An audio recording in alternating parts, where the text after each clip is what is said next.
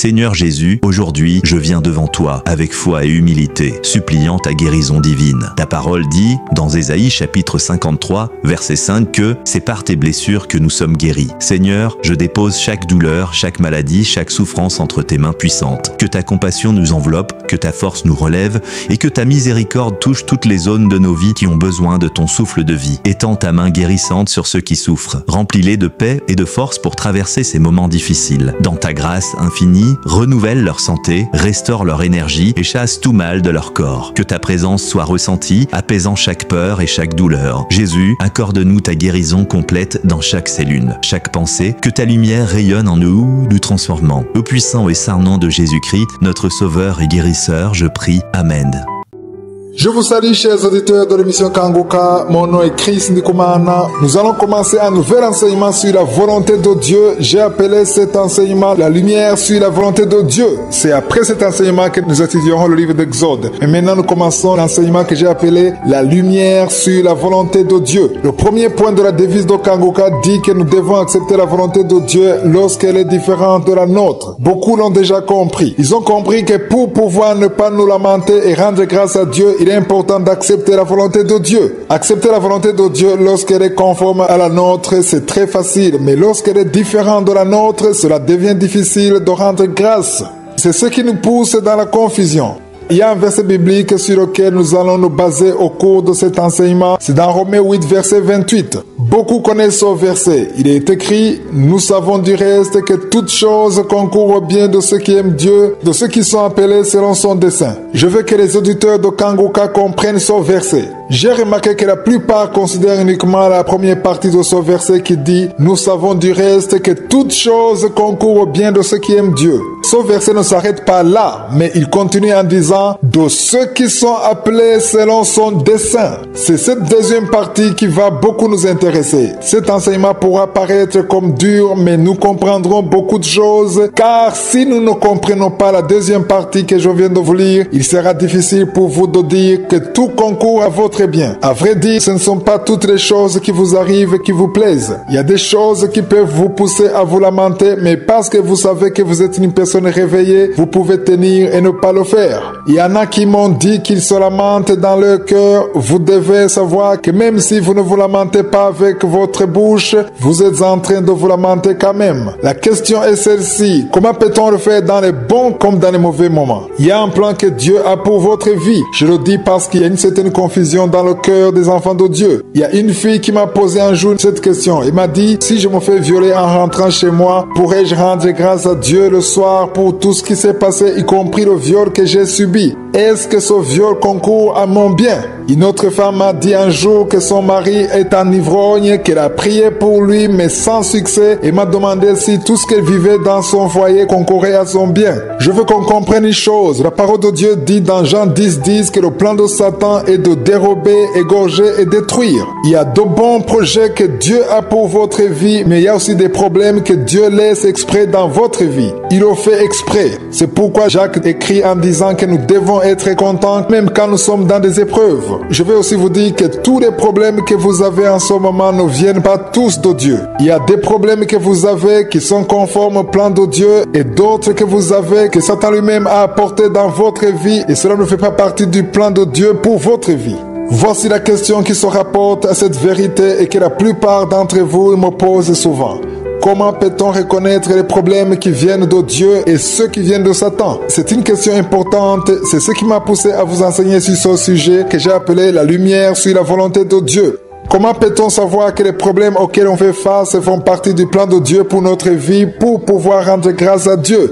Sinon, il serait inutile de rendre grâce à Dieu dans ce qui ne fait pas partie de sa volonté. Je vous invite à continuer à méditer sur ce verset et surtout à prier pour que Dieu vous ouvre les yeux spirituels afin d'avoir plus de révélations. Lorsque vous êtes bénis, lorsque les portes sont ouvertes pour vous, vous rendez grâce à Dieu pour ce qu'il a fait. Il est facile de dire que c'est Dieu qui vous a béni parce que vous avez reçu une bénédiction. Mais quand vous rencontrez des difficultés, comment pourrez-vous rendre grâce à Dieu dans cette situation? Mes auditeurs me posent toujours cette question. Comment reconnaître que vos problèmes font partie du plan de Dieu? Comment savoir distinguer les problèmes problèmes que Dieu a permis et ceux qui viennent de Satan. C'est un enseignement que je qualifie d'assez dur parce qu'il y en a qui ne veulent pas entendre du tout que dans le plan de Dieu, il y a aussi des problèmes. Les problèmes peuvent faire partie du plan de Dieu. Dans Jacques chapitre 1 verset 2, il est écrit: « Mes frères, regardez comme un sujet de joie complète les diverses épreuves auxquelles vous pouvez être exposés. » Avant, je n'aimais pas du tout ce verset. Je ne voulais même pas le lire. Je vous dis la vérité, je ne voulais même pas lire ce verset car je ne voulais pas avoir de problèmes. Je voulais que tout marche bien comme la plupart d'entre vous qui m'écoutez. Vous ne voulez pas avoir des problèmes car personne ne désire avoir des problèmes. Nous voulons toujours que les choses marchent bien. Quand Jacques écrit cela, il dit: « Regardez comme un sujet de joie complète les diverses épreuves auxquelles vous pouvez être exposés. » Il ne parle pas seulement de nous réjouir, mais il parle de joie complète.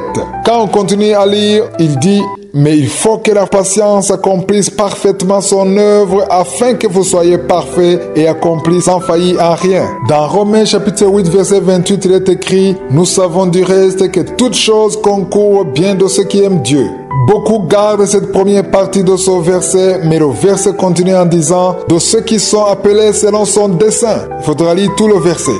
En d'autres mots, pour pouvoir dire que toutes choses concourent à votre bien, cela demande que vous soyez dans le plan de Dieu. C'est pourquoi je rappelle à chaque fois le mercredi que vous ne devez pas quitter votre maison sans prier. J'enseigne à mes auditeurs comment préparer leur journée, car la première chose que vous devez savoir, c'est que lorsque vous préparez votre journée, vous marchez avec Dieu. Commencez votre journée avec « Je suis » et terminez-la avec lui également. Je le répète, commencez votre journée avec « Je suis » et terminez-la avec lui. Commencez votre journée en ayant la certitude que vous vivez dans le plan de Dieu. Lorsque vous vivez dans le plan de Dieu, il est facile pour vous de rendre grâce en tout. Que Satan ne vous trompe pas. Être dans le plan de Dieu ne signifie pas que vous n'aurez pas de problème. Vous pouvez avoir des problèmes dans votre vie alors que vous êtes dans le plan de Dieu. Mais les problèmes que vous aurez alors que vous êtes dans le plan de Dieu, ce sont des problèmes qui sont pour votre bien. Ce sont des problèmes qui vous fortifient et qui vous aident. C'est ce que Jacques dit dans le premier chapitre de son livre, verset 2. Jacques chapitre 1 verset 2. Ce sont des problèmes qui vous poussent dans le plan de Dieu pour votre vie. Ces problèmes-là vous fortifient et fortifient votre esprit. Mais il y en a d'autres, on en parle dans Jean chapitre 10 verset 10. Ce sont des problèmes que nous ne pouvons pas accueillir à bras ouverts, mais que nous devons plutôt détruire et prier pour que le plan de Je suis s'accomplisse. Lorsque Jésus vient dans votre vie et qui devient votre Seigneur et votre Sauveur, son travail, son rôle, sa mission, c'est de détruire les œuvres de Satan. C'est ce que la parole de Dieu dit, que le Fils de l'homme est venu afin de détruire les œuvres de l'ennemi qui est Satan. Dans Jean chapitre 10 verset 10, il est écrit: le voleur ne vient que pour dérober, égorger et détruire. Je vous ai déjà dit que durant toute la semaine, nous parlerons de ce verset de Romains chapitre 8 verset 28. Lorsque vous aurez compris ce verset, vous serez au niveau où les problèmes ne vous effraient plus. Vous atteindrez un niveau où vous pratiquerez la devise de Kanguka, en particulier le premier point qui dit que vous devez accepter la volonté de Dieu, même lorsqu'elle est différente de la vôtre, car vous aurez l'assurance en vous que tout ce qui se passe dans votre vie est le fruit du plan de Je suis sur votre vie et que ce qui se passera sera pour votre intérêt. Je suis un bon plan pour votre vie, c'est pourquoi vous devez marcher selon son plan pour que tout ce qui vous arrive concourt à son bien. Je vous invite à méditer sur la deuxième partie de ce verset. Je parle de Romains 8, 28. Nous avons déjà vu que Dieu a pour nous de bons projets. Il y a un verset biblique que je vous donne assez souvent dans cette émission, ce qui veut dire que ceux qui sont avec moi depuis le début ou qui suivent cette émission depuis un certain temps le connaissent déjà. Si vous venez de passer 6 mois ou une année dans cette émission de Kanguka, alors vous connaissez le verset de Jérémie 29, 11. Chaque personne réveillée doit connaître ce verset par cœur. Il est écrit: je connais les projets que j'ai formés sur vous, dit l'Éternel, projets de paix et non de malheur, afin de vous donner un avenir et de l'espérance. La question qui se pose et qui revient souvent est celle-ci. Parmi les projets que Dieu a pour vous, pourrait-il y avoir des moments difficiles? Quand on parle de bons projets que Dieu a pour notre vie, beaucoup entendent seulement les temps de bénédiction, les temps où il n'y a aucun problème, où chaque chose trouve une solution facilement. Mais vous devez savoir que dans le plan de Dieu, il y a aussi des moments difficiles. Pourquoi cela arrive? Pourquoi Dieu le permet? Notre vie en tant que chrétien est comparable à une école. Nous sommes tous dans une école et c'est Dieu qui est notre enseignant. Il y en a qui sont en première année, d'autres en deuxième année, troisième année, quatrième année, etc. Pour pouvoir quitter une classe et passer à une classe supérieure, vous devez passer un test. Ceux qui sont à l'école ou qui ont été à l'école le savent. Quand vous faites un test, c'est pour qu'on puisse évaluer si vous avez bien compris la matière. Le professeur vous donne un test pour voir si vous maîtrisez la leçon. C'est après avoir réussi le test que vous pourriez avancer de classe. Vous ne pouvez pas quitter la classe de quatrième année pour aller en cinquième année sans passer un test. Votre professeur a besoin de se rassurer que vous avez bien compris la matière. En cas d'échec, vous reprenez l'année. De la même façon, il y a des problèmes que nous endirons dans notre vie, des problèmes que Dieu laisse exprès dans notre vie pour tester notre niveau, pour nous fortifier. Il y a des problèmes que nous traversons alors que c'est Dieu lui-même qui les a permises. S'il y a des problèmes que Dieu permet, ce sont des problèmes qui nous rendent plus forts au lieu de nous détruire. Mais souvent, avant d'avoir compris l'objectif de Dieu, les enfants de Dieu se lamentent, accusent Dieu et ne peuvent même plus prier alors que c'était des problèmes qui avaient un bon objectif. C'est ce que nous lisons dans Jacques chapitre 1 verset 2. Il est écrit: « Mes frères, regardez comme un sujet de joie complète les diverses épreuves auxquelles vous pouvez être exposés. » C'est pourquoi j'ai appelé cet enseignement « La lumière sur la volonté de Dieu ». Quels sont les problèmes pour lesquels on devrait rendre grâce à Dieu et les problèmes pour lesquels on ne doit pas rendre grâce à Dieu? La première chose que vous devez savoir, c'est si oui ou non vous marchez dans la volonté de Dieu. Marchez-vous dans la volonté de Dieu? Dans Romains 8, 28, il est écrit: « Nous savons du reste que toutes choses concourent au bien de ceux qui aiment Dieu, de ceux qui sont appelés selon son dessein. » Marchez dans le plan de Dieu, commencez la journée avec « Je suis », vivez pour lui, suivez toujours sa direction, et là vous serez sûr que tout ce qui vous arrive est dans son plan. C'est pourquoi dans Galates 2, 20, Paul dit: « J'ai été crucifié avec Christ, et si je vis, ce n'est plus moi qui vis, c'est Christ qui vit en moi. Si je vis maintenant dans la chair, je vis dans la foi au Fils de Dieu qui m'a aimé et qui s'est livré lui-même pour moi. » Lorsque vous confiez votre vie entre les mains de Je suis, c'est Christ qui vit désormais en vous. C'est Jésus qui est visible en vous. Tout ce que vous faites dès le matin témoigne que vous recherchez son intérêt plutôt que le vôtre. Vous voulez rendre gloire à Dieu en tout. Vous voulez glorifier Dieu en tout. Celui qui se lamente tout le temps n'a pas encore compris pourquoi les choses se passent ainsi dans sa vie. Si vous m'écoutez tôt le matin avant de sortir de chez vous, vous devez savoir que je suis en plan pour votre vie. Si vous avez préparé votre journée, cela veut dire que ce n'est plus vous qui avez le contrôle sur votre vie, mais c'est Dieu. Vous êtes prêt à faire ce que je suis veut que vous fassiez. C'est pourquoi lorsque vous avez compris que vous êtes dans le plan de Dieu dès le matin, vous pourrez affirmer avec certitude que tout ce qui se passe dans votre vie concourt à votre bien. Je vous invite encore à méditer sur ce verset et à prier afin que je suis vous éclaire et vous fasse comprendre quelle est sa volonté. Il est important pour nous de comprendre ce que c'est la volonté de Dieu. Quand vous aurez compris cela, vous n'aurez plus peur à cause des problèmes. Ceux qui ont compris cela, quand ils ont des problèmes, ils n'accusent pas Dieu, ils ne se lamentent pas et continuent à prier. Souvent, quand on a des problèmes, même la force de prier nous manque. J'aimerais vous dire que quand vous atteindrez son niveau, vous ne pourrez pas haïr la vie. Vous aimerez Je suis de tout votre cœur. Vous rendrez grâce dans tout ce que vous ferez et vous serez sûr que tout ce qui arrive, c'est Je suis qui l'a permis parce qu'il a un objectif pour votre vie. Partout où j'ai donné cet enseignement, ceux qui l'ont suivi ont été délivrés.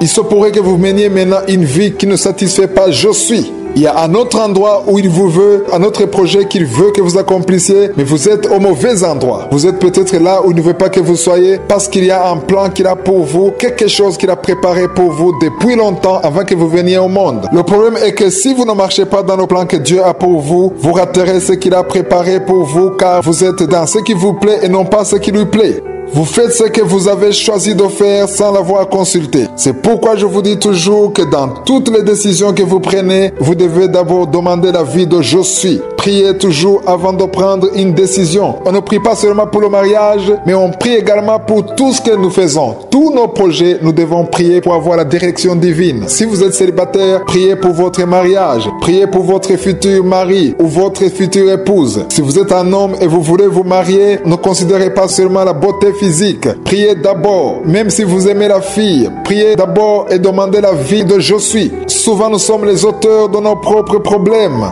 Souvent nous sommes la source de nos propres problèmes et nous accusons Dieu de nous abandonner, de ne pas nous écouter. Le souci, ce n'est pas que les problèmes sont arrivés à l'absence de Dieu. Le problème, c'est d'avoir commencé un projet sans demander l'avis de Dieu. En commençant ce projet, vous n'avez pas demandé l'avis de Dieu et quand les choses ne marchent pas comme vous le voulez, vous demandez à Dieu pourquoi il a permis et vous commencez à l'accuser. Dans tout ce que vous faites, demandez d'abord l'avis de Je suis. Priez d'abord, demandez à Dieu s'il est avec vous et si cela fait partie de son plan pour votre vie. C'est pourquoi lorsque vous préparez votre journée, dites à Dieu que si ce que vous allez faire ne fait pas partie de son plan, alors qu'il ferme cette porte. Apprenez à fermer la porte à tout ce qui ne vient pas de Dieu au nom de Jésus. Si vous faites cette prière dans la foi, il y a beaucoup de choses que Dieu va écarter de votre chemin. Il y a des portes que Dieu va lui-même fermer et quand il le fera, vous serez content car il faut que ce qui ne vient pas de Dieu ne soit pas dans votre vie. Il y a des relations qui ne font pas partie du plan de Dieu pour votre vie. Vous devez les éviter. Toutes les personnes qui vous poussent dans le péché ou dans les mauvais comportements ou dans les choses qui ne donnent pas gloire à Dieu, toutes ces personnes doivent être écartées de votre vie. Lorsque vous priez, Dieu va couper tous les liens qui ne sont pas conformes à sa volonté. Quand vous ferez cette prière, il y a même des personnes qui vont vous abandonner d'eux-mêmes. Je le dis parce que je l'ai déjà vu. Il y a ceux qui m'ont témoigné, ils m'ont dit que lorsqu'ils ont fait cette prière, il y a des relations qui ont été brisées, des amis qui sont partis d'eux-mêmes. Ils ont eux-mêmes pris la décision de les quitter. Dieu les éloigne aussi longtemps que ce sont des personnes qui vous éloignent de sa volonté.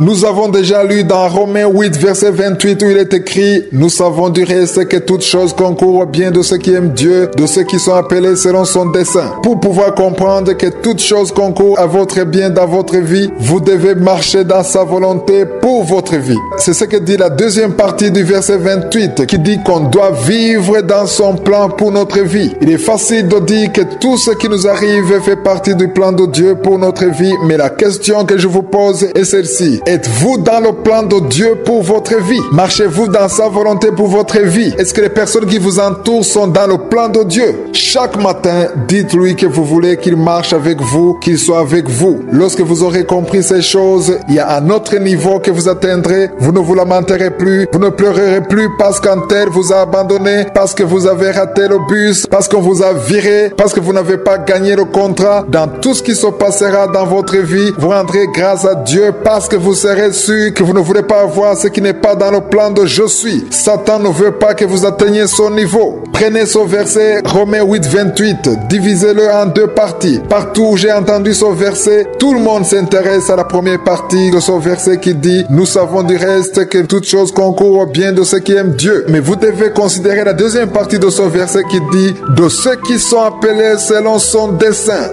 Accepter la volonté de Dieu, même lorsqu'elle est différente de la nôtre, est la chose la plus difficile pour la plupart d'entre nous. Plusieurs me le disent, cela fait qu'ils se lamentent tout le temps. Ils se lamentent parce qu'ils n'acceptent pas la volonté de Dieu. Lorsque vous saurez accepter la volonté de Dieu, vous pourrez ne plus vous lamenter. Accepter, ce n'est pas accepter par contrainte ou à contre-cœur, car vous pouvez être forcé à accepter ce que vous ne voulez pas. Il ne faut plus dire que vous n'avez pas le choix, que vous devez accepter la situation telle qu'elle est. Dans Jacques chapitre 1, verset 2, Jacques ne nous dit pas d'accepter la situation par contrainte, même si nous n'avons pas le choix. La parole nous dit que nous devons plutôt nous réjouir des circonstances. Dans ce passage, il est écrit « Mes frères, regardez comme un sujet de joie complète les différentes épreuves auxquelles vous pouvez être exposés. » C'est dans Jacques chapitre 1, verset 2. Quand nous traversons les épreuves que Je suis a permises, c'est un signe que derrière, il y a une promotion. Soyons réveillés et comprenons cette vérité.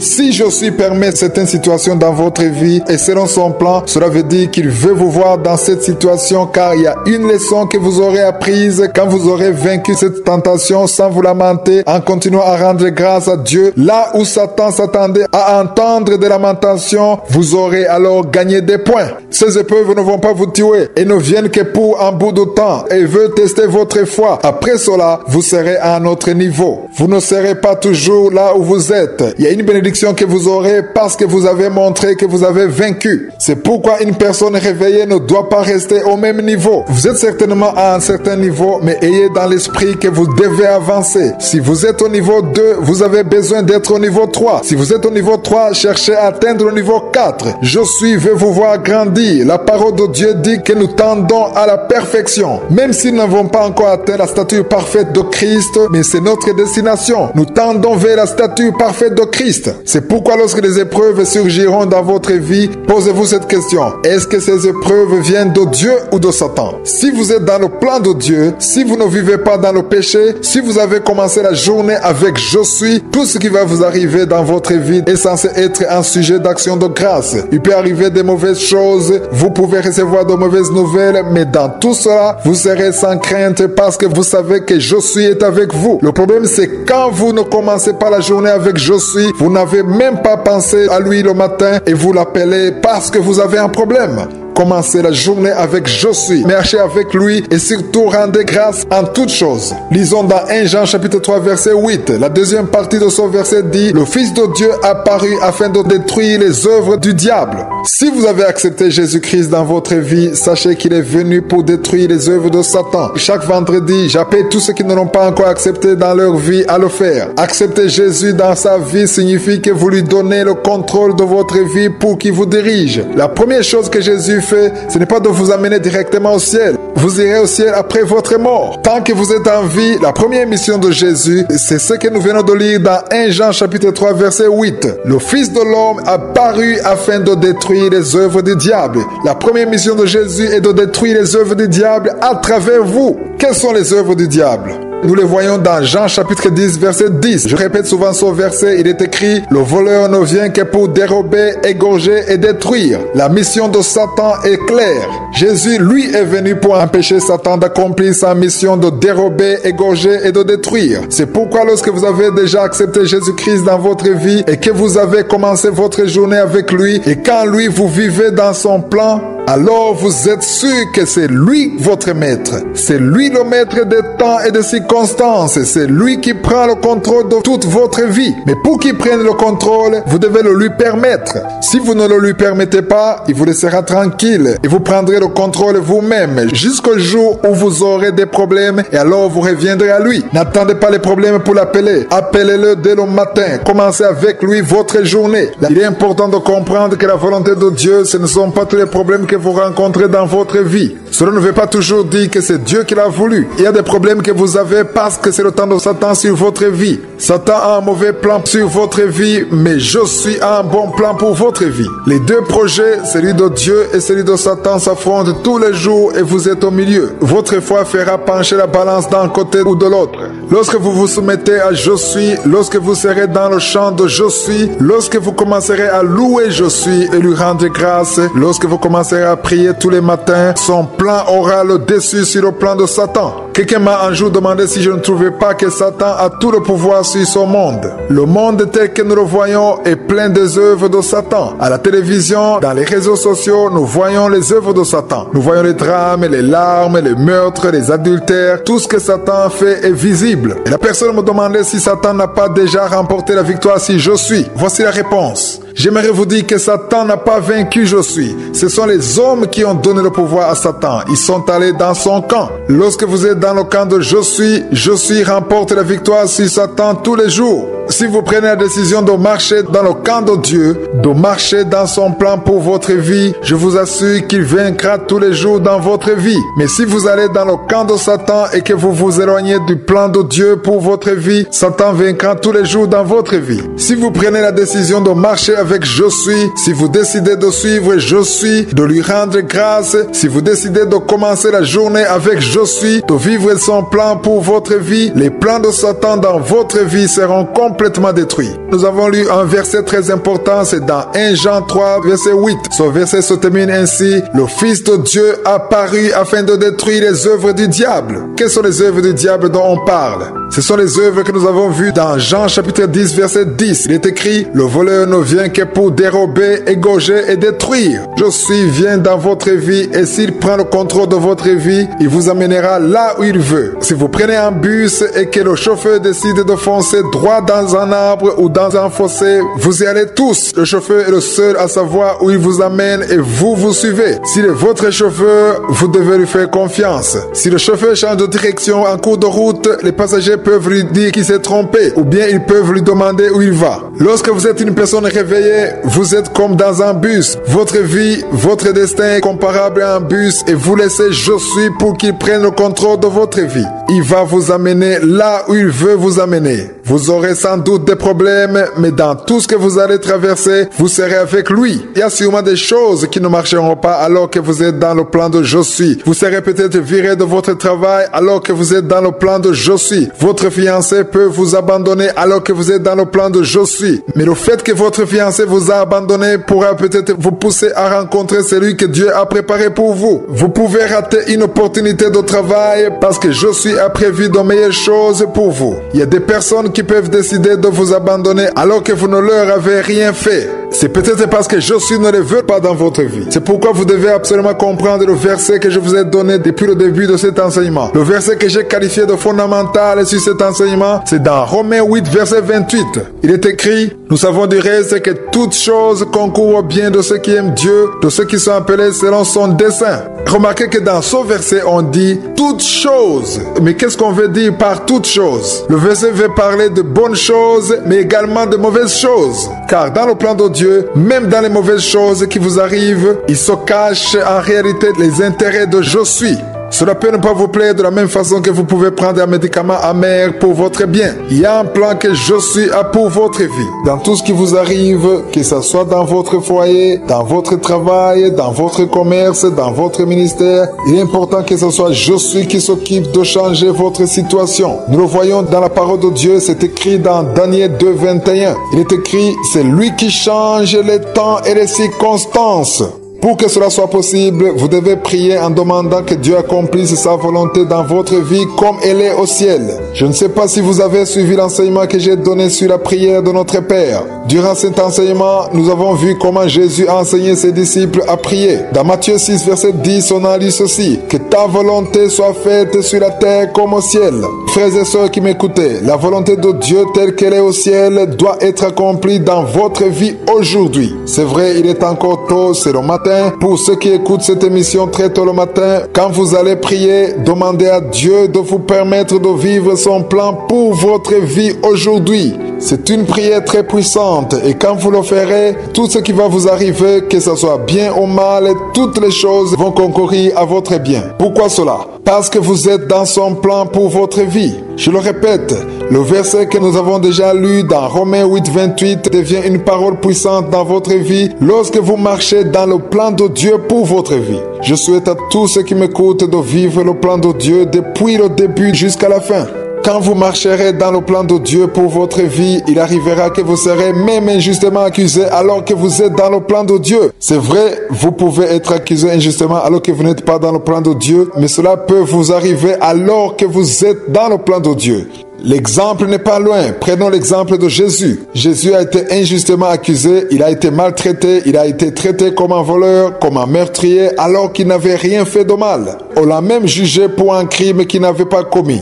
La Bible dit qu'il n'a jamais commis de péché, c'est écrit dans Hébreux 4, verset 15. Dans ce verset, il est écrit « Car nous n'avons pas un souverain sacrificateur qui ne puisse pas compatir à nos faiblesses. Au contraire, il a été tenté comme nous en toutes choses sans commettre de péché. » Il a été traité comme un meurtrier. Mais pourquoi? Parce que cela faisait partie du plan de Dieu que Jésus soit crucifié. Il a été crucifié, il est mort alors qu'il n'avait rien fait. Judas l'a trahi parce qu'il aimait l'argent, mais sans le savoir, il a accompli le plan de Dieu. Ceux qui ont tué Jésus ont accompli le plan de Dieu. Jésus est venu pour donner son sang, pour que vous et moi soyons sauvés, pour que nous soyons guéris de nos maladies. Ceux qui l'ont battu, ceux qui l'ont crucifié nous ont permis de prier aujourd'hui et les malades sont guéris. Si aujourd'hui vous entendez les témoignages dans Kanguka, si aujourd'hui je peux prier pour les malades et les voir guérir, c'est parce que Jésus a été fouetté. C'est parce qu'il a été battu. Les miracles que Jésus a accomplis, la mort de Jésus, sa résurrection, tout cela était dans le plan de Dieu. Toute sa vie était dans le plan de Dieu. Jésus n'a jamais quitté l'endroit où il avait passé la nuit sans prier. Lisez dans Marc 1,35. Jésus priait toujours avant de commencer la journée. Il se levait toujours tôt pour prier. On le cherchait sans le trouver car il savait qu'il ne pouvait pas commencer la journée sans prier. Jésus est notre exemple, notre modèle. Nous devons prendre exemple sur lui pour arriver à vivre le plan de Dieu pour notre vie dans les bons comme dans les mauvais moments. Jésus a vécu de bons et de mauvais moments. Il a eu des moments de gloire, des milliers et des milliers de gens l'ont suivi à cause des miracles qu'il faisait, mais il est arrivé que tout le monde l'abandonne. Il est resté seul et c'était le plan de Dieu. Cela veut dire qu'il y a des personnes dans votre entourage qui vont accomplir le plan de Dieu pour votre vie sans le savoir parce que vous avez accepté de marcher dans son plan. Je vous donne un exemple. Pendant que vous travaillez quelque part, il se pourrait que votre chef vous maltraite. Mais en agissant ainsi, il ne sait pas qu'il est en train d'accomplir le plan de Dieu. Peut-être que Dieu veut vous enseigner la patience ou comment vivre avec les autres. En subissant cette oppression, ça peut édifier votre foi. Vous pouvez même devenir une personne réveillée. Au lieu de l'insulter, au lieu de le maudire, vous commencerez plutôt à rendre grâce à Dieu. C'est ce qui est arrivé à Étienne. Ils lui ont jeté des pierres, ils l'ont tué, mais il ne s'est pas plaint. Il a juste dit que ceux qui le faisaient ne savaient pas ce qu'il faisait. Étienne avait déjà compris qu'il vivait le plan de Dieu pour sa vie. Personne ne pouvait lui jeter des pierres, à moins que ce soit Josué qui le lui a permis. Satan craint beaucoup ceux qui vivent dans le plan de Dieu, car lorsqu'on vit dans le plan de Dieu, notre vie entière est entre les mains de Josué. Personne ne vous touchera à moins que Josué le lui permette. Si quelqu'un vous fait du mal, c'est Josué qui lui aura permis de le faire. Si vous êtes réellement dans son plan, c'est là où vous pourrez dire que toute chose concourt à votre bien. Vous pouvez seulement faire une telle confirmation si vous vivez dans le plan de Dieu pour votre vie. Commencez votre journée avec Josué. Soyez humble, recherchez l'intérêt de Josué. Ne recherchez plus votre intérêt. Ne suivez plus les désirs de votre chair. Quittez votre vie pécheresse. Répentez-vous et marchez dans la sanctification. Demeurez sur le chemin qui va au ciel. Demeurez dans la parole de Dieu. Confessez des paroles de vie. Ne vous lamentez plus. Rendez plutôt grâce à Dieu en toutes choses. Si vous êtes fiancé et que vous priez pour votre mariage, priez en disant à Dieu que si cette relation ne fait pas partie de son plan pour votre vie, que son mariage n'ait pas lieu. Faites cette prière et ce qui n'est pas dans le plan de Dieu pour votre vie sera détruit et vous vivrez uniquement ce qui vient de Dieu car c'est ce que vous devez vivre, le plan de Dieu pour votre vie. Et cela peu importe votre secteur d'activité, que vous soyez étudiant ou fonctionnaire, il est important de vivre ce que Dieu a prévu pour vous. C'est là où vous pourrez rendre grâce à Dieu et dire que toute chose concourt à votre bien. Le premier verset que j'ai lu à la première mission de Kangoka, c'était en 2015. C'est un verset qui se trouve dans Psaume 139, verset 16. Il est écrit « Quand je n'étais qu'une masse informe, tes yeux me voyaient.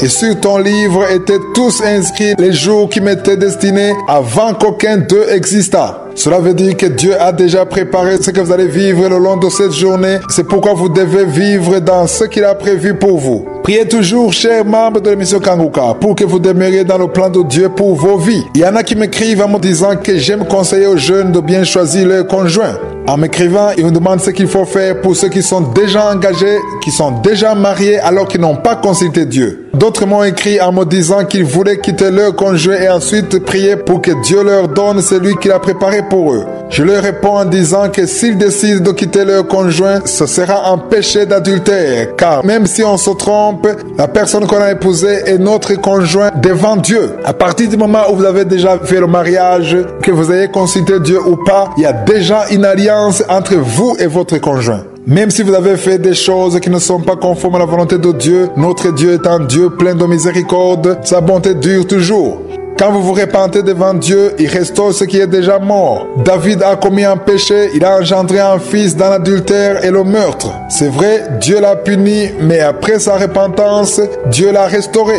C'est de cette même relation qu'est né le roi Salomon. Que Satan ne vous trompe plus en vous montrant les erreurs que vous avez commises dans le passé, car après avoir compris cet enseignement, quand vous retournerez sur le droit chemin, vous pourrez affirmer que toute chose concourt à votre bien parce que vous êtes retourné dans le plan de Dieu. Je vous ai dit que Dieu est miséricordieux. C'est pourquoi avant qu'une personne accepte Jésus, nous lui demandons de confesser tous ses péchés et d'appeler Jésus dans sa vie. Au moment où il appelle Jésus dans sa vie, c'est là où commence réellement sa vie et le compteur est remis à zéro. La parole de Dieu dit que lorsqu'on se répand des péchés qu'on a fait dans le passé, Dieu ne considère plus nos péchés.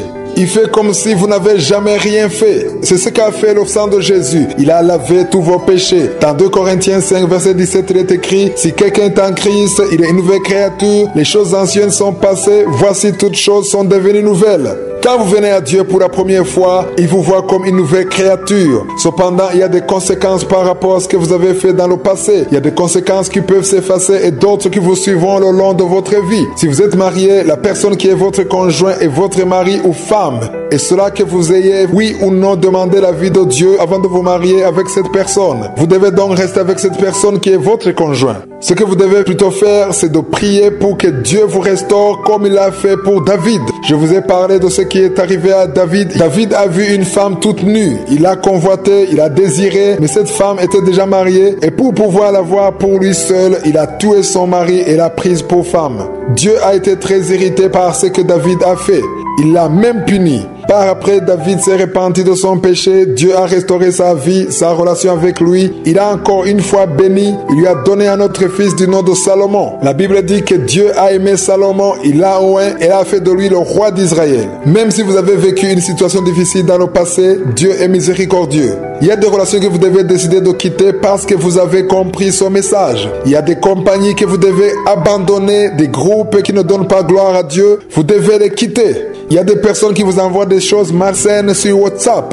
Bloquez ces personnes. N'ayez plus de contact avec eux. Priez pour eux pour qu'eux aussi comprennent ce que vous avez compris. Que leurs yeux soient ouverts. Vous pouvez leur envoyer la parole de Dieu, mais s'ils continuent à vous envoyer de mauvaises choses, bloquez-les. Une telle attitude montre une personne réveillée qui veut vivre là où Dieu veut qu'il soit, afin que tout ce qui arrive dans sa vie concourt à son bien. Pour que toute chose concourt à votre bien, il faut être dans le plan de Dieu. Lorsque vous êtes dans le plan de Dieu, vous n'êtes plus déstabilisé par les problèmes. Avant, je craignais les problèmes. Quand je voyais les problèmes, j'avais très peur à cause de Satan. Laissez-moi vous dire que Satan n'a aucun pouvoir sur une personne qui est dans le plan de Dieu. Lorsque vous vivez dans le plan de Dieu, il ne peut vous atteindre que jusque là où Dieu lui-même lui a permis. Lorsque Satan a utilisé toutes ces personnes pour tuer Jésus, il croyait mettre fin au plan de Dieu. Ce qu'il ignorait, c'est qu'en le tuant, il a accompli le plan de Dieu. Jésus devait mourir. Il a même dit à ses disciples qu'il était préférable qu'il parte. Il parlait de sa mort. Il disait qu'au troisième jour, il serait ressuscité car il est venu pour être crucifié. Il y a des choses que Satan est en train de bloquer dans votre vie, mais en agissant ainsi, il ne fait que vous aider à vivre dans le plan que Dieu a pour votre vie. Il ne fait que vous pousser à être là où Dieu veut que vous soyez. Lorsque vous l'aurez compris, vous n'envierez plus les autres, vous n'envierez plus leur bénédiction, car il y a des choses qui sont fermées pour une bonne cause, pour que les choses se passent comme Dieu le veut. Il y a des choses qui ne marchent pas dans votre vie parce que l'heure de Dieu n'est pas encore venue. Quand je prie pour les malades, vous continuez à avoir la foi, vous mettez votre main sur votre ventre chaque fois que je prie pour les femmes qui veulent un enfant. Ça n'a pas encore marché parce qu'il y a un témoignage que Dieu prépare pour qu'au jour où l'enfant sera là, plusieurs se mettent à glorifier Dieu. Vous devez donc rendre grâce à Dieu parce que vous êtes dans le plan de Dieu.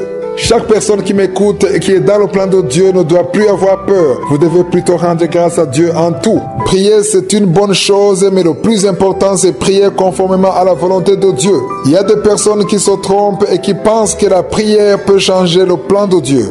Dieu ne veut pas changer son plan. Dans Ephésiens 2, verset 10, il est écrit « Car nous sommes son ouvrage, ayant été créés en Jésus-Christ pour de bonnes œuvres que Dieu a préparées d'avance afin que nous les pratiquions. » Comme quelqu'un qui a déjà terminé le plan de sa maison et qui donne le plan à l'architecte qui doit construire sa maison. L'architecte doit le faire selon le plan sans rien changer. Le travail de l'architecte, c'est de construire en fonction du plan. De la même façon, Dieu a déjà achevé le plan de votre vie. Tout ce qu'il vous demande, c'est de lui obéir et de marcher selon son plan. Dans le plan que Dieu a pour votre vie, j'y reviens toujours, il y a de bons et de mauvais moments.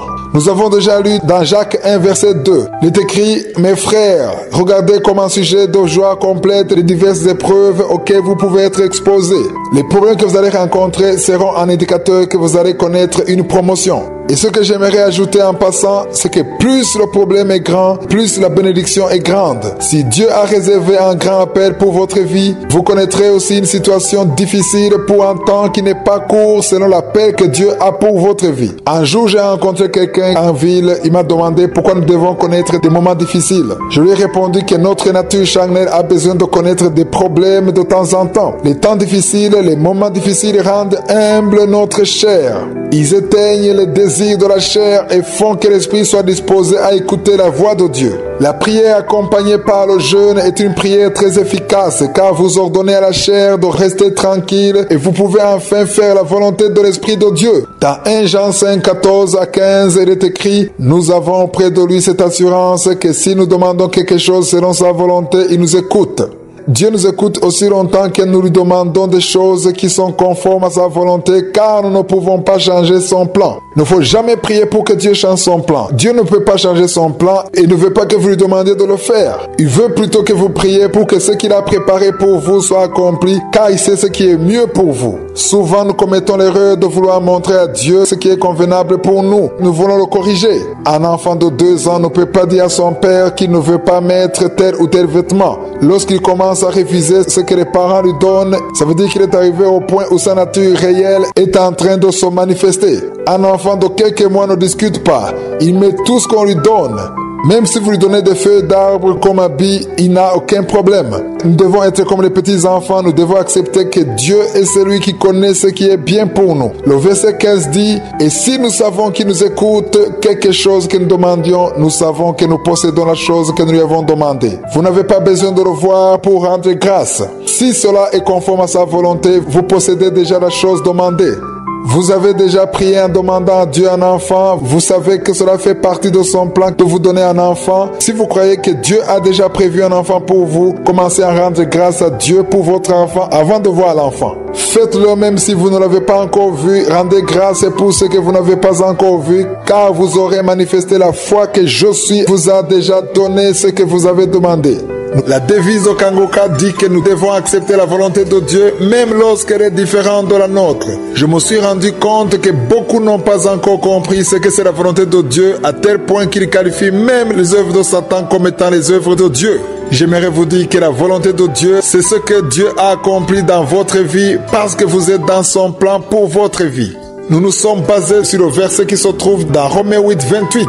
Le verset dit, « Nous savons du reste que toutes choses concourent au bien de ceux qui aiment Dieu, de ceux qui sont appelés selon son dessein. » Pour pouvoir dire que toutes choses concourent à votre bien, vous devez être dans le plan de Dieu. Je rends grâce à Dieu pour toutes les personnes qui rendent grâce à Dieu dans toutes les circonstances de leur vie, car ils peuvent affirmer sans crainte que cela fait partie du plan de Dieu pour leur vie. Il y a de mauvaises choses qui peuvent arriver dans votre vie, mais faisant partie du plan de Dieu pour votre vie. Je ne vais pas revenir sur ce qu'on a déjà dit. Si vous êtes nouveau, vous pouvez retrouver les précédentes parties dans notre application Kangoka dans les archives. Aujourd'hui, nous allons retourner sur le verset que nous avons déjà lu. C'est dans Romains 8, 28. Lisez aussi les versets 29 et 30. Ces versets complètent cette même idée. Dans ces deux versets, il est écrit, « Car ceux qu'il a connus d'avance, il les a prédestinés à être semblables à l'image de son Fils, afin que son Fils fût le premier-né entre plusieurs frères. Et ceux qu'il a prédestinés, il les a appelés. Et ceux qu'il a appelés, il les a aussi justifiés. Et ceux qu'il a justifiés, il les a aussi glorifiés. »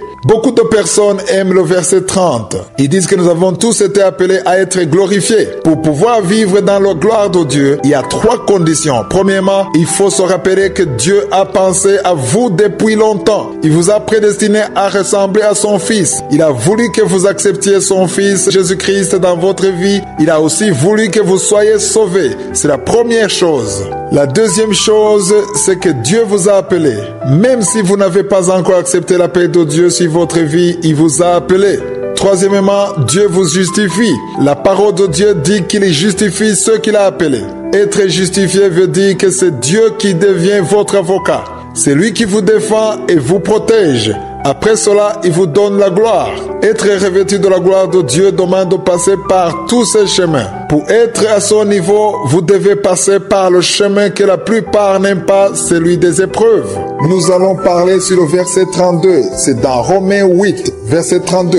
Pour bien le comprendre, lisons à partir du verset 31. Il est écrit, « Que dirons-nous donc à l'égard de ces choses? Si Dieu est pour nous, qui sera contre nous ?» Le verset 32 dit, « Lui qui n'a pas épargné son Fils, mais qui l'a livré pour nous tous, comment ne nous donnera-t-il pas aussi toutes choses avec lui? » Quelle que soit la chose dont vous avez besoin, que ce soit un travail, un enfant, une femme, peu importe ce dont vous avez besoin, la parole de Dieu vient de nous dire que Dieu nous a donné Jésus-Christ parce que Jésus a une grande valeur valeur plus qu'elles ne peuvent avoir toutes ces choses dont vous avez besoin. Je ne sais pas ce que vous voulez avoir en ce moment. Peut-être vous avez besoin d'un visa, un travail, une maison, peu importe ce que vous voulez. Cela n'a aucune valeur comparée à Jésus, le Fils du Dieu vivant. Dieu le Père a donné son Fils Jésus pour nous. Jésus est venu pour vous et moi. Dieu le Père l'a donné pour nous afin que nous soyons sauvés. La parole de Dieu nous dit que si Dieu l'a donné pour vous, comment pourrait-il ne pas vous donner ce dont vous avez besoin? Car c'est peu de choses comparé à ce qu'il vous a déjà donné.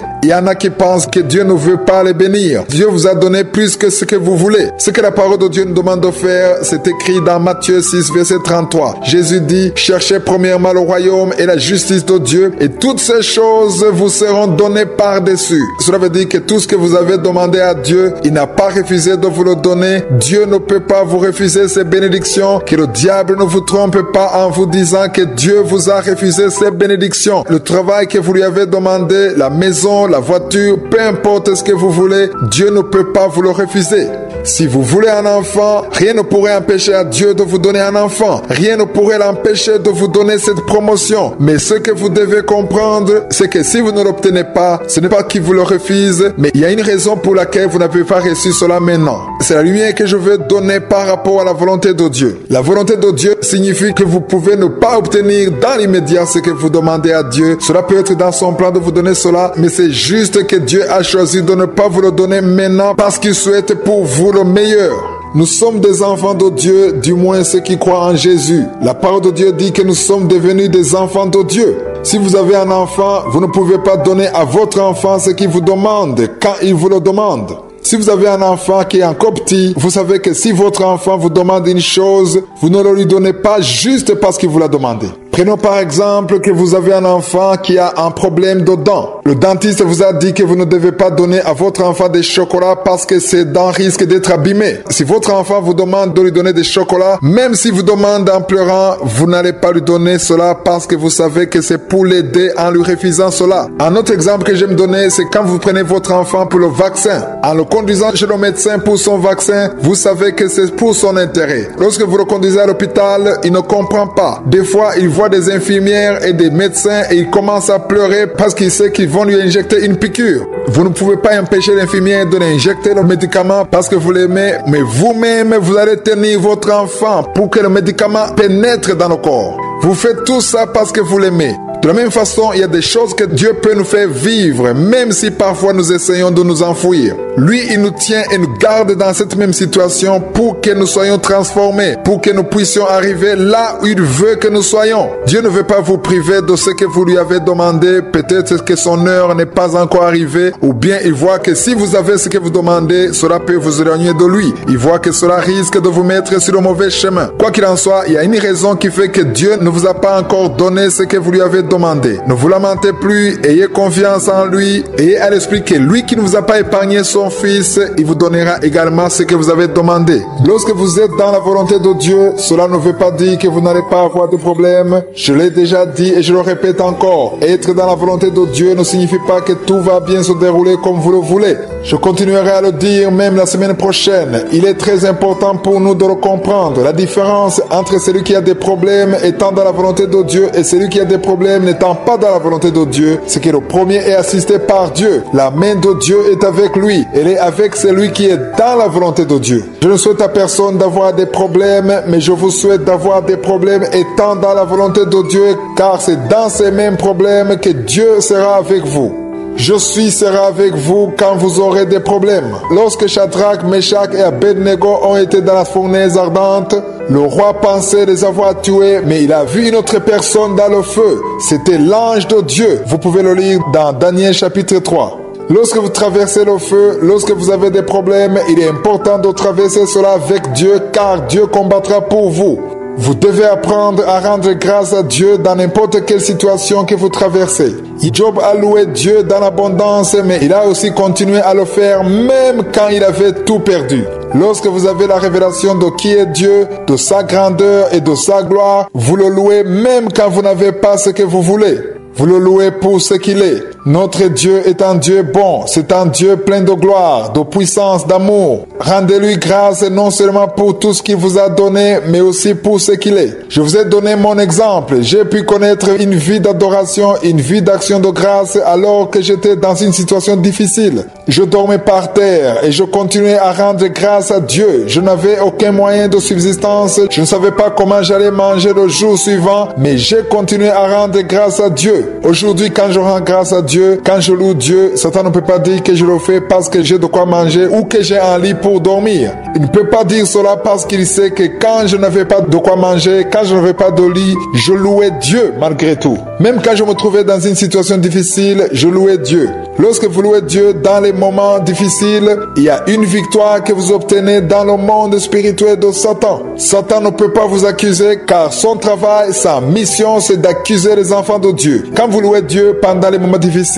quand vous serez béni, le diable n'aura pas quoi dire parce que vous aurez déjà démontré que vous pouvez louer Dieu même quand les choses ne marchent pas bien. Vous êtes peut-être dans l'attente d'un enfant, mais durant cette période d'attente, si vous continuez à louer Dieu, à rendre grâce à Dieu, à servir Dieu et à soutenir l'œuvre de Dieu, à confesser de bonnes paroles et ne pas vous lamenter, même quand vous aurez un enfant, Satan ne saura quoi dire car vous aurez manifesté que vous n'êtes pas en train de louer Dieu à cause de l'enfant, mais vous louez Dieu à cause de son amour, parce que vous croyez en lui, parce que vous avez mis votre foi en lui. Je suis en train de m'adresser à tous ceux qui sont en train de traverser des moments difficiles, ceux qui sont en deuil, ceux qui ont été récemment abandonnés, ceux qui se sentent seuls. C'est une grande opportunité que vous avez de manifester la foi que vous avez en Dieu.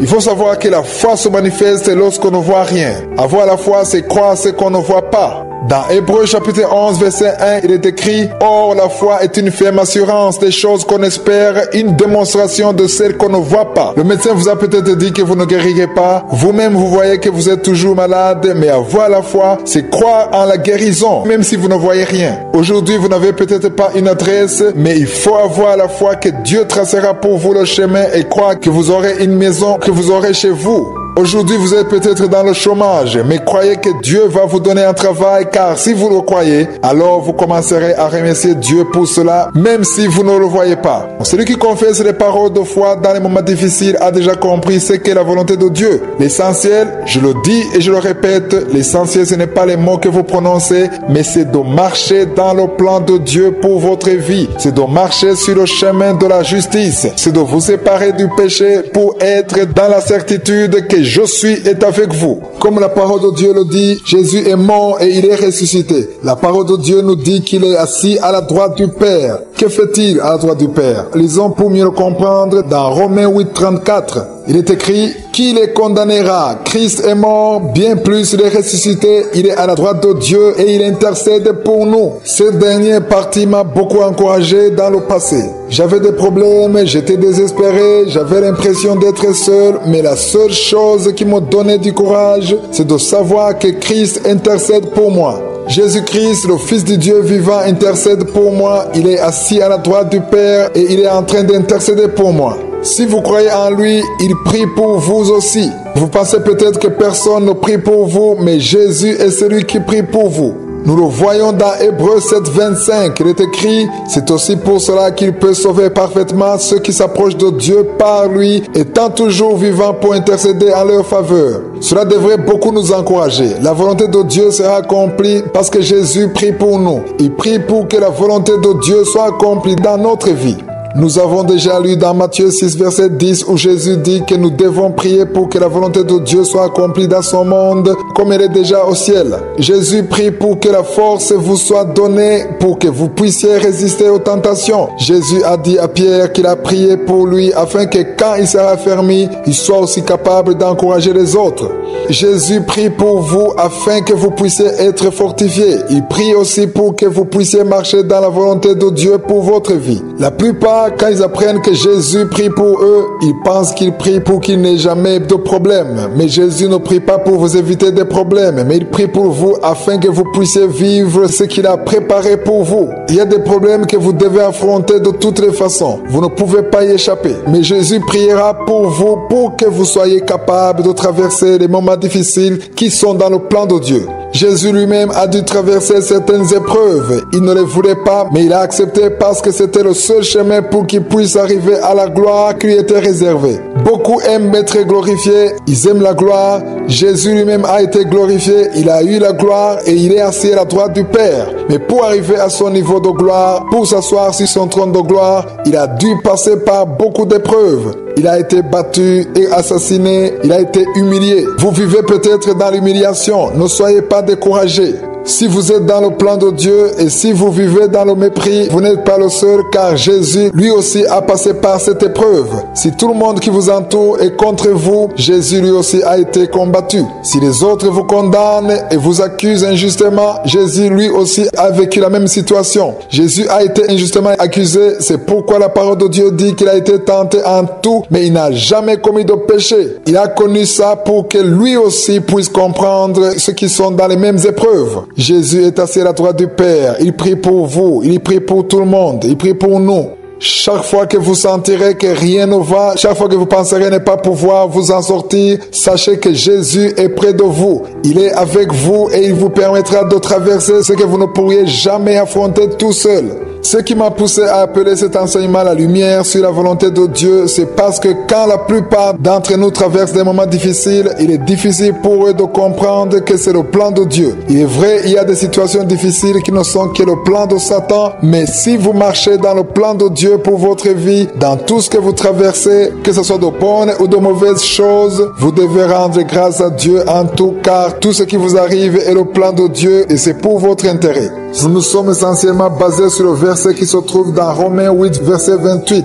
Et nous avons vu que tout ce qui nous arrive concourt à notre bien aussi longtemps que nous marchons dans le plan de Dieu pour notre vie. C'est pourquoi chaque fois que vous êtes dans le plan de Dieu, vous n'avez pas à avoir peur dans tout ce qui vous arrive. Certains m'ont demandé comment savoir si on est réellement dans le plan de Dieu parce qu'il arrive qu'on se trompe.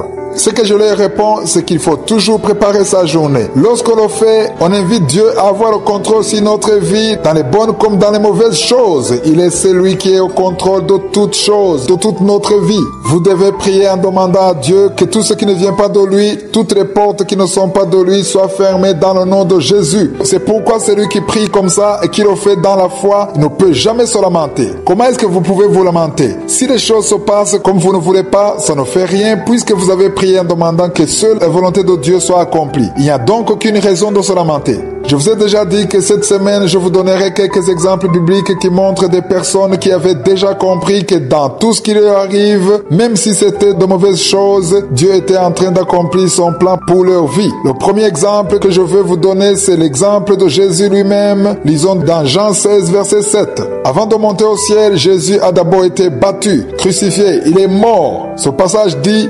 cependant, je vous dis la vérité, il vous est avantageux que je m'en aille. Car si je ne m'en vais pas, le consolateur ne viendra pas vers vous. Mais si je m'en vais, je vous l'enverrai. Il n'y avait aucun autre chemin pour que Jésus puisse partir. Il devait d'abord être battu, crucifié. Il devait souffrir. Au verset 21, Jésus dit une chose importante et cela pourrait également vous réconforter si vous traversez une période difficile alors que vous êtes dans le plan de Dieu. Vous êtes sauvés, vous croyez en Dieu. Lisez attentivement le verset 21 de Jean 16. Il est écrit: la femme, lorsqu'elle enfante, éprouve de la tristesse parce que son heure est venue. Mais lorsqu'elle a donné le jour à l'enfant, elle ne se souvient plus de la souffrance à cause de la joie qu'elle a de ce qu'un homme est né dans le monde. Ce sont des paroles de Jésus lui-même. C'est ce que Jésus essaie de nous expliquer. Il est vrai que vous pouvez traverser une période difficile, mais dans tout ce que vous pouvez subir, Dieu peut tracer pour vous le chemin et vous bénir à travers cela. Le jour où vous verrez les bénédictions qui sont le résultat de ce que vous avez subi, vous oublierez toutes vos souffrances. Il y a un chemin que vous devez traverser même si vous ne le voulez pas. Vous devez passer par ce même chemin pour pouvoir arriver là où Dieu veut que vous soyez. Même s'il était au courant de tout ce qui devait arriver, même s'il avait déjà dit cela, lui aussi est arrivé au point où il ne voulait plus continuer. Son corps, sa chair ne voulait pas, mais il a pu vaincre la chair.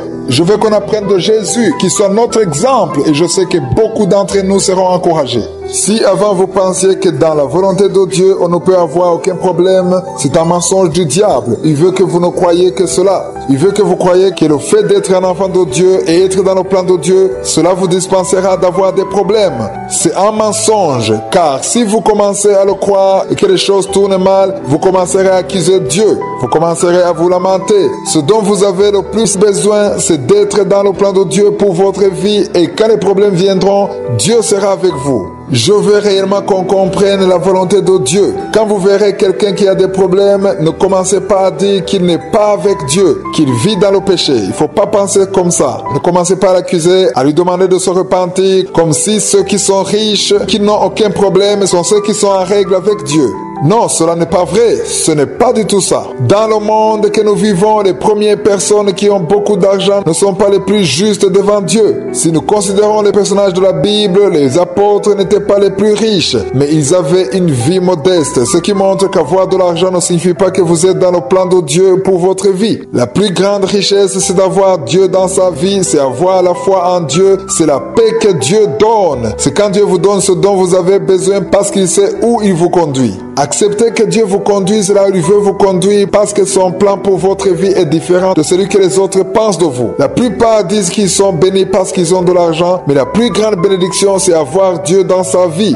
Celui qui a beaucoup de choses et qui n'a pas Dieu dans sa vie est très pauvre. Retournons maintenant sur l'exemple de Jésus. Quand le moment était arrivé d'aller sur la croix, il a prié dans un endroit qui s'appelle Gethsemane. Nous le voyons dans Marc 14, verset 34. Les versets 33 et 34 disent, il prit avec lui Pierre, Jacques et Jean, et il commença à éprouver de la frayeur et des angoisses. Il leur dit, mon âme est triste jusqu'à la mort, restez ici et veillez. C'est Jésus lui-même qui le dit. Il est clair que dans sa chair, il ne voulait pas aller sur la croix, il ne voulait pas mourir, il ne voulait pas traverser cette épreuve. Cela peut aussi vous arriver alors que ces moments difficiles font partie du plan de Dieu pour votre vie. Il y a un endroit que vous n'atteignez jamais à moins d'accepter de passer par une situation difficile selon le plan de Dieu. Moi-même, je devais passer par une situation difficile pour que je puisse arriver là où je suis aujourd'hui. Je devais passer par certaines épreuves pour que Kanguka puisse exister. Le verset 35 dit, puis ayant fait quelques pas en avant, il se jeta contre terre et pria que s'il était possible, cette heure l'éloignant de Dieu. Au verset 36 et le plus important, il est écrit, Jésus disait, Abba Père, toutes choses te sont possibles, éloigne-moi de cette coupe. Toutefois, non pas ce que je veux, mais ce que tu veux. Si nous lisons la même histoire dans Luc, nous voyons qu'il y a une chose que Luc mentionne que Marc n'a pas dit. Luc écrit au chapitre 22, verset 43 en disant, alors un ange lui apparut du ciel pour le fortifier. Vous aussi, vous avez besoin d'un ange pour vous fortifier afin que vous soyez capable de traverser le chemin que Dieu a préparé pour vous. Ainsi, vous connaîtrez la gloire que Dieu vous réserve après avoir passé par le chemin qu'il a préparé. Nous remarquons que l'ange a apparu après que Jésus a dit, toutefois, non pas ce que je veux, mais ce que tu veux. L'ange a apparu après que Jésus a cédé en acceptant la volonté de Dieu le Père. Mais comme vous aussi, il peut arriver que vous traversez une situation qui vous déplaît. Si vous êtes dans le plan de Dieu pour votre vie, il y a un chemin obligé pour que vous puissiez arriver au lieu que Dieu a préparé pour vous. Le chemin obligé est parfois celui de l'humiliation. Vous devez être éprouvé comme Jacques le dit dans Jacques 1 verset 2. Il dit, mes frères, regardez comme un sujet de joie complète les diverses épreuves auxquelles vous pouvez être exposés. L'exemple de Jésus est un bon exemple, un exemple qui nous aide à comprendre et qui ouvre les yeux. Premièrement, Jésus a prié en demandant à Dieu qu'il trace pour lui un autre chemin afin de lui éviter les souffrances qu'il attendait. Vous aussi, vous êtes peut-être en train de prier en demandant à Dieu qu'il évite des situations douloureuses. Je ne dis pas que vous devez chercher un chemin difficile, mais cherchez plutôt le chemin que Dieu a choisi pour vous. Vous n'entendrez pas ce genre d'enseignement très souvent, ou alors c'est un enseignement que beaucoup n'aiment pas entendre parce qu'ils aiment seulement recevoir. Beaucoup aiment la gloire. Ce que beaucoup ignorent, c'est que pour arriver à la gloire, il y a un chemin nécessaire pour y arriver. Jésus lui-même est assis à la droite du Père. Il est dans la gloire parce qu'il a accepté de passer par la croix. Il a accepté de souffrir, de mourir à la croix. De la même façon qu'il a été humilié, nous aussi, Dieu peut nous faire passer par le chemin de l'humiliation. Il ne peut jamais y avoir de couronne sans la croix. Jésus dit que celui qui veut le suivre doit porter sa propre croix et le suivre. Si vous voulez suivre Jésus, si vous voulez être son disciple, Jésus dit que vous devez porter votre propre croix. Chacun d'entre nous doit porter sa croix. Nous pouvons lire cela dans Matthieu 16, verset 24. Jésus dit, si quelqu'un veut venir après moi, qu'il renonce à lui-même, qu'il se charge de sa croix et qu'il me suive. Beaucoup pensent qu'ils n'ont pas besoin de porter leur croix puisque Jésus en a porté, mais il n'a porté que la sienne. Vous devez aussi porter la vôtre. La croix est le signe de la mort. La mort telle que Paul a décrit quand il dit que ce n'est plus lui qui vit, mais que c'est Christ qui vit en lui. C'est écrit dans Galates chapitre 2 verset 20. Pour arriver à ce stade où vous ne vous lamentez pas à cause des problèmes, il vous faut mourir à votre nature charnelle. Vous devez arriver au point où vous ne désirez plus que la volonté de Dieu en sorte que ce qui ne vient pas de lui ne soit pas dans votre vie. Comme je l'ai déjà dit, beaucoup de personnes n'aiment pas entendre ces paroles. Ils n'aiment pas entendre la bonne nouvelle de la croix. Ils ne veulent pas non plus mourir à eux-mêmes. Ils ne veulent pas entendre qu'il peut leur arriver des tentations dans leur vie. Ils ne veulent pas entendre qu'ils peuvent être humiliés. Les seuls enseignements qui sont populaires, ce sont des enseignements en rapport avec la prospérité, la gloire, l'autorité, la victoire. Ceux qui aiment ce genre d'enseignement sont conduits par la chair, car notre chair veut toujours être élevée. Elle veut dominer. Un jour, la mère de Jean et de Jacques a demandé à Jésus que ses fils soient à côté de Jésus quand il sera dans la gloire. Jésus lui a juste demandé s'ils sont capables de boire sur la coupe que lui aussi boira. Cette coupe était la coupe de la mort, de l'humiliation, de l'abandon, des tentations. Si vous voulez régner avec Jésus, vous devez accepter de mourir avec lui. Vous devez accepter de passer par le chemin que Jésus a dû traverser. Je ne dis pas que vous irez à la croix, mais chacun d'entre nous a sa propre croix. Chacun a son propre chemin, un chemin qui lui permettra d'arriver dans la gloire. Acceptez que Jésus vous fasse passer par son école. Quand vous l'aurez compris, vous ne vous lamenterez plus. Vous rendrez grâce à Dieu dans toutes les situations que vous traverserez, car Dieu a un bon plan pour votre vie. Il est important pour nous de comprendre que Dieu a pour nous de bons projets et parmi ceux-là, il y en a qui ne peuvent pas nous plaire ou plaire à notre chair. Si vous êtes dans le plan de Dieu, vous devez rendre grâce à Dieu en tout. C'est pourquoi la parole de Dieu nous dit de rendre grâce en toutes choses. J'ai passé 3 mois sur le livre de la Genèse. Ceux qui ont pu suivre cet enseignement jusqu'à la fin ont entendu l'histoire de Joseph. Joseph était le fils que son père aimait le plus et ses frères le jalousaient beaucoup. Ses frères ont décidé de le vendre par jalousie et ils ont menti à leur père en disant qu'il était mort. Je ne vais pas revenir sur cette histoire, mais pour faire court, ceux qui ont acheté Joseph l'ont vendu ensuite et il s'est retrouvé chez Pharaon. Il a eu beaucoup de problèmes, il a été emprisonné parce qu'il avait refusé de coucher avec la femme de son patron. En prison, Dieu s'est servi de son don pour donner l'interprétation des songes et c'est ce même don qui a fait qu'il s'est retrouvé un jour premier ministre d'Égypte. L'Égypte était la première puissance du monde. Quand Joseph a été vendu, quand il traversait tous ces moments de solitude, de séparation avec sa famille, d'emprisonnement, personne ne pouvait penser que tout cela était le plan de Dieu qui le conduirait un jour à devenir premier ministre d'Égypte. Ses frères ont dû se réfugier en Égypte à cause de la famine et ils ont trouvé Joseph qui était devenu le premier ministre d'Égypte. J'aimerais vous montrer les paroles que Joseph leur a dites. Lisons dans Genèse 45, versets 4 à 5.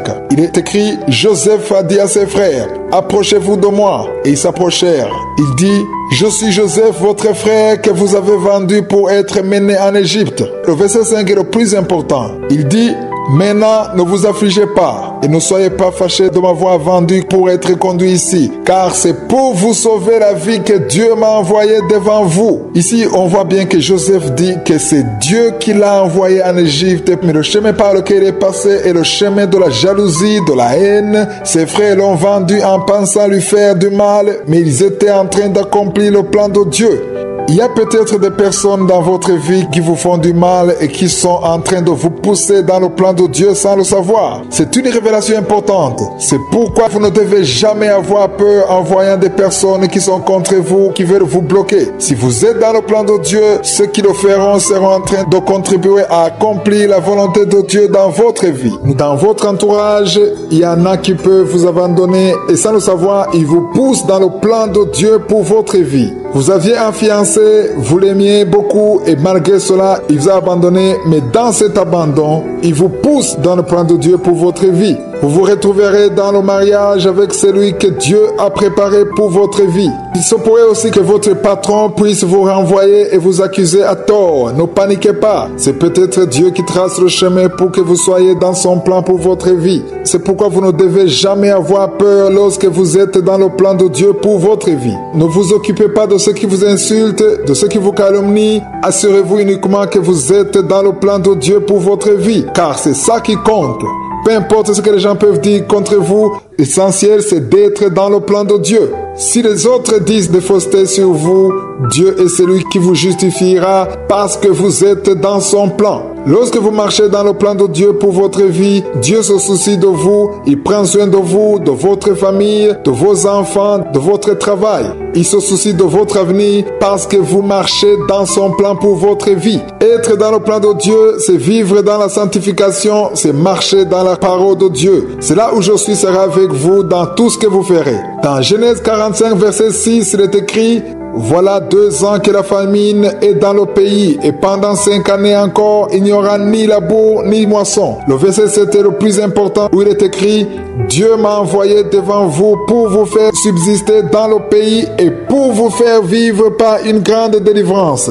Le verset 8 est celui qui donne un peu plus de lumière sur ce qui est arrivé à Joseph. Il est écrit: ce n'est donc pas vous qui m'avez envoyé ici, mais c'est Dieu. Il m'a établi père de Pharaon, maître de toute sa maison et gouverneur de tout le pays d'Égypte. Ici, c'est étonnant que Joseph dise qu'il est père de Pharaon. Même si Pharaon était son supérieur, son chef, parce que c'était lui le roi, Joseph était au courant de l'onction qu'il avait. Il connaissait très bien sa position spirituellement. L'autorité qu'il disposait était supérieure à celui de Pharaon, spirituellement parlant, parce qu'il servait le Dieu tout-puissant qui est au-dessus de toutes les puissances et autorités. Comprenez ici que dans votre travail, peu importe l'endroit où vous travaillez, il est vrai que vous avez un supérieur, mais ne vous comportez pas comme si vous serviez un homme. Il est important de le respecter, il est important de faire ce qu'il vous dit de faire, mais dans votre effort intérieur, sachez toujours que Dieu est celui qui vous a donné ce travail, celui qui vous donnera la promotion que vous aimeriez avoir.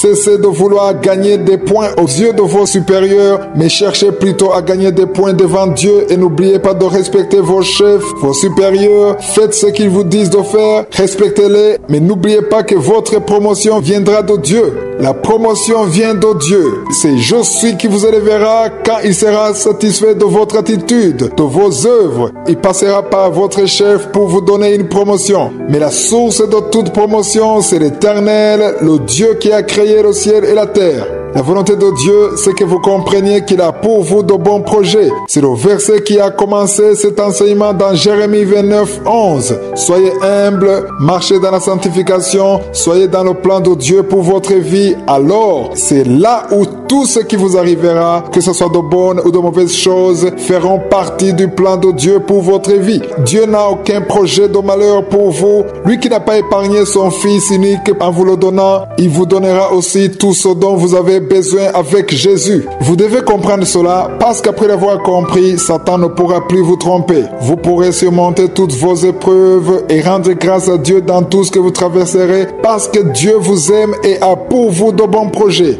C'est ici qu'on termine cet enseignement. J'espère que vous avez pu noter les versets bibliques que nous avons lus. Partagez cet enseignement avec les autres. Eux aussi seront édifiés et ils vous remercieront un jour. Que Dieu soit avec vous. Passez une bonne journée et un excellent week-end.